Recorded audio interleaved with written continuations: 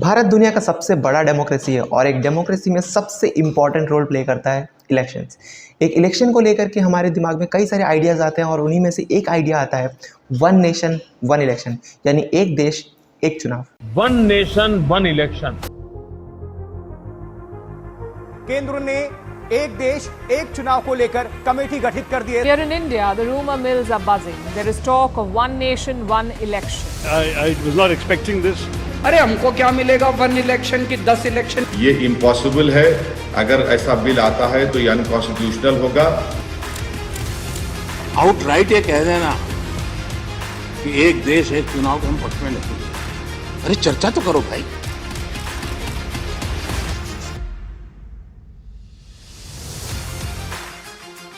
आप में से कई लोग सोच रहे होंगे कि वन नेशन वन इलेक्शन अभी इतना इंपॉर्टेंट क्यों है। देखो यार, 1 सितंबर 2023 को सेंट्रल गवर्नमेंट की एक कमेटी, जिसको हमारे former president Ramnath Kovind ji head कर रहे थे, उसने एक रिकमेंडेशन दिया कि पूरे देश में वन नेशन वन इलेक्शन लागू होना काफ़ी ज़्यादा ज़रूरी है। इस कमेटी के ऊपर 2018 से ही काम चल रहा था और जैसे ही ये न्यूज़ बाहर आई, कई सारे पॉलिटिकल पार्टीज़ और एक्सपर्ट इसको सपोर्ट करने लगे, कई सारे अपोजिशन पार्टीज़ एक्सपर्ट इस चीज़ को अपोज भी करने लगे और हमारे सामने एक आम आदमी के सामने कई सारे सवाल उठ करके खड़े हो गए कि आखिर वन नेशन वन इलेक्शन होता क्या है, इसके फ़ायदे क्या हैं, इसके नुकसान क्या हैं, एक आम आदमी को इससे क्या फ़ायदा होने वाला है, एक पॉलिटिकल पार्टी गवर्नमेंट को इससे क्या फ़ायदा होने वाला है, क्या नुकसान है इस चीज़ के, क्या ये सिस्टम पहले भी एग्जिस्ट करता था या ये कम्प्लीटली नया सिस्टम है।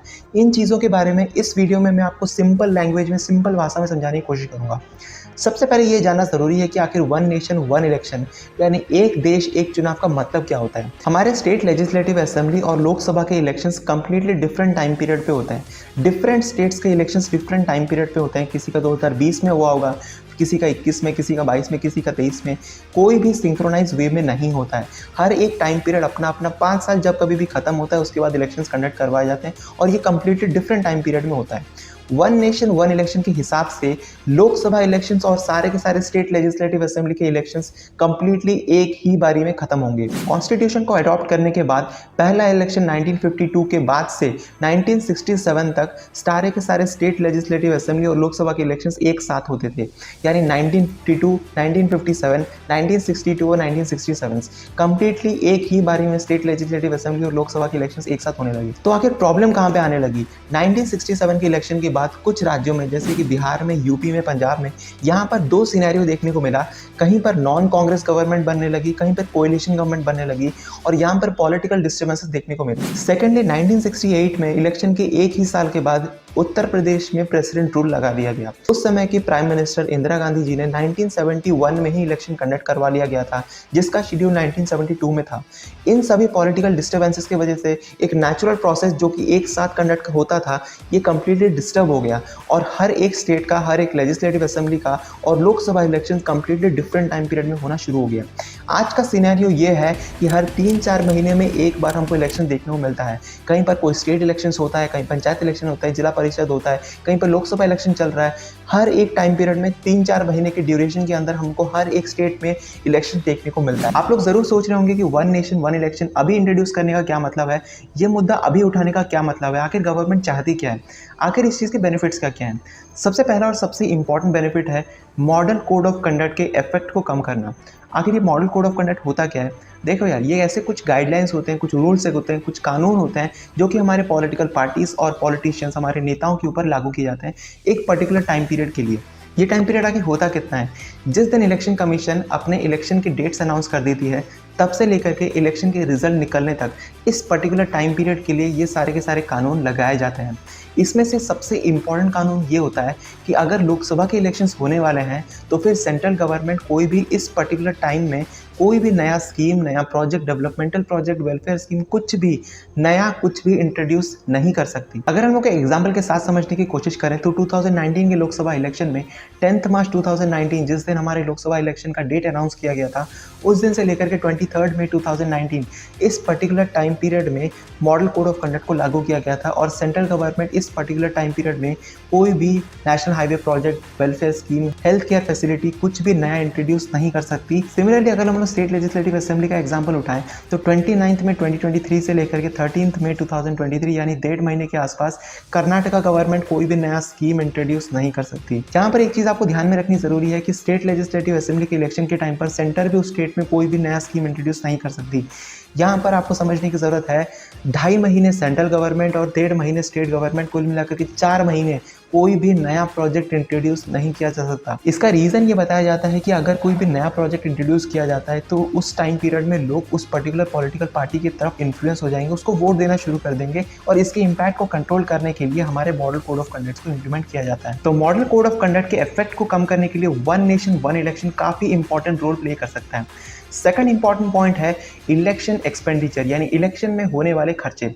अगर हम लोग डेटा की बात करें 2019 के इलेक्शन में लगभग 60,000 करोड़ रुपए खर्च किए गए थे, जो कि इस इलेक्शन को दुनिया का सबसे महंगा इलेक्शन बना देता है। अगर हम लोग इसके अलावा कुछ डेटास की बात करें तो महाराष्ट्र में लगभग 793 करोड़, जम्मू कश्मीर में 110 करोड़, बिहार में 300 करोड़, गुजरात में 240 करोड़ और इसके साथ हम लोग अगर लोकसभा इलेक्शन को जोड़ दें तो लगभग 3,870 करोड़ यानी 3,870 करोड़ रुपए, जो कि काफ़ी बड़ा अमाउंट होता है। इतना पैसा लगभग खर्चा हो सकता है। तो क्या हम लोग इस चीज़ को कंट्रोल कर सकते हैं? Definitely. One nation one election के हिसाब से अगर सारे के सारे इलेक्शन एक साथ कंडक्ट किए जाएं तो डेटा के हिसाब से लगभग हम लोग 4,500 करोड़ तक खर्चा कर सकते हैं, जो कि 2,000 करोड़ रुपए तक हम लोग सेव कर सकते हैं। थर्ड इंपॉर्टेंट पॉइंट है इसका मैनेजमेंट। इलेक्शन मैनेजमेंट काफ़ी इंपॉर्टेंट प्रोसेस होता है, जहाँ पर हम लोग पोलिंग बूथ सेटअप करना पड़ता है, लॉजिस्टिक्स, सिक्योरिटी, काफ़ी सारे इंपॉर्टेंट चेंजेस, काफ़ी सारे इंपॉर्टेंट सेटअप्स हमको करने पड़ते हैं और ये सारा का सारा सिस्टम हमको 2 बार सेटअप करना पड़ता है,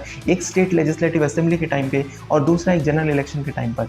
इन सभी चीज़ों को अगर हम लोग एक साथ कंट्रोल करते हैं तो यहाँ पर हमारा एक्सपेंस तो बचता ही है, साथ ही साथ गवर्नमेंट का टाइम भी बच जाता है। गवर्नमेंट का टाइम कैसे बचता है ये भी आपको समझना काफ़ी ज़्यादा ज़रूरी है। अगर आप इलेक्शन के टाइम पीरियड को याद करो तो इलेक्शन में कई सारे गवर्नमेंट ऑफिशियल्स इन्वॉल्व होते हैं, वो अपना कीमती समय निकाल करके यहाँ पर आकर के इलेक्शन ड्यूटीज़ में इन्वॉल्व होते हैं और ये अगर वो सिर्फ और सिर्फ एक बार करें तो उनका काफ़ी ज़्यादा टाइम बच सकता है, वो गवर्नमेंट के एक्टिविटीज़ में अपने काम में ज़्यादा इन्वॉल्व हो सकते हैं।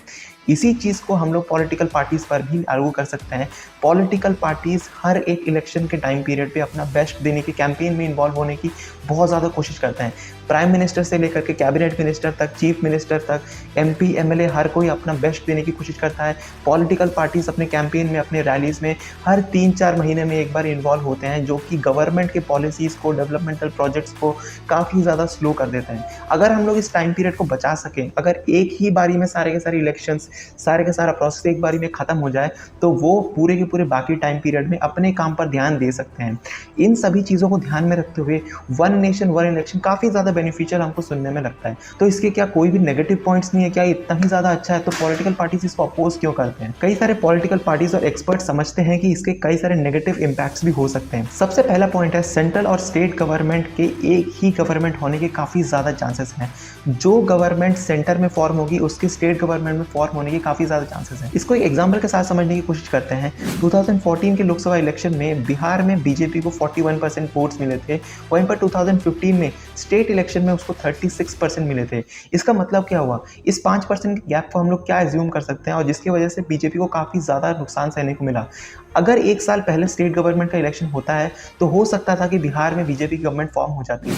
इसी चीज़ को हम एज्यूम कर सकते हैं कि सेंटर और स्टेट में एक ही पॉलिटिकल पार्टी फॉर्म होने का काफ़ी ज़्यादा चांसेस हो सकता है, जो कि एक काफ़ी नेगेटिव इम्पैक्ट क्रिएट कर सकता है। सेकंड इंपॉर्टेंट प्रॉब्लम है हमारे स्टेट के और सेंटर के प्रॉब्लम्स कंप्लीटली डिफरेंट होते हैं।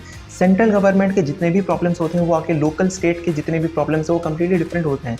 किसी स्टेट में अनएम्प्लॉयमेंट की प्रॉब्लम है, कहीं पर एजुकेशन का प्रॉब्लम है, कहीं पर हेल्थ केयर फैसिलिटीज़ की प्रॉब्लम है, कहीं पर इंफ्रास्ट्रक्चर की प्रॉब्लम है।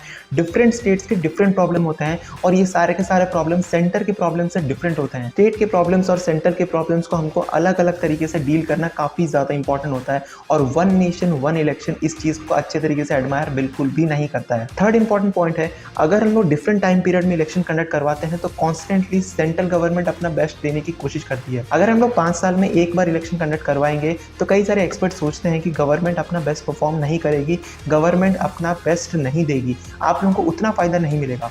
एग्जाम्पल के तौर पर 2014 के इलेक्शन के बाद जम्मू कश्मीर के इलेक्शन हुए, महाराष्ट्र में इलेक्शन हुए, कई सारे स्टेट इलेक्शंस होने लगे और वहाँ पर सेंट्रल गवर्नमेंट में आगे आकर के अपना बेस्ट देने की कोशिश की ताकि वो स्टेट इलेक्शन में ना हार जाए। इस प्रेशर के हिसाब से गवर्नमेंट हमेशा अपना बेस्ट देने की कोशिश करेगी। जाएगी। इसके अलावा सबसे इंपॉर्टेंट चैलेंज है इस स्कीम को लागू करना, यानी वन नेशन वन इलेक्शन को प्रैक्टिकली लगाना काफ़ी ज़्यादा इंपॉर्टेंट है, जो कि नेक्स्ट टू इम्पॉसिबल है। फर्स्ट स्टेप होगा सारे के सारे स्टेट्स के गवर्नमेंट को एक साथ रेगुलेट करना। हर एक स्टेट का टेन्योर कंप्लीटली डिफरेंट होता है, किसी का 5 साल 2020 में खत्म हुआ होगा, किसी का 21 में, किसी का 22 में, हर का अलग अलग होता है। अगर हम लोग 2019 में वन नेशन वन इलेक्शन को इम्प्लीमेंट कर देते तो क्या होता? हम लोग देखते हैं कि तमिलनाडु में, केरला में, असम में उनका टेन्योर 2 साल हमको कम करना पड़ता, वहीं पर यूपी में, उत्तराखंड में, गोवा में उनके टेन्योर को हमको 2 साल बढ़ाना पड़ता। इन चीज़ों को ध्यान में रखते हुए कई सारे पॉलिटिकल पार्टीज़ इसके लिए बिल्कुल भी राज़ी नहीं होते, जो कि काफ़ी ज़्यादा इंपॉर्टेंट प्रॉब्लम है।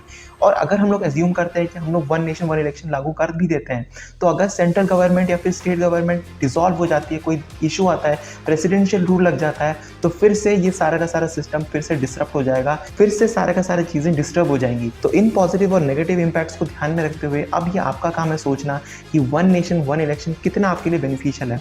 होपफुली ये वीडियो आपको पसंद आया होगा, सारी की सारी जानकारी आपको मिली होगी। अगर आपको इस रिलेटेड कोई भी डाउट हो, कोई क्वेरी हो, कोई ओपिनियन हो, कुछ भी आपको समझ में ना आया हो, कोई चीज़ें आपको बताना चाहते हो, कमेंट सेक्शन में ज़रूर बताओ यार।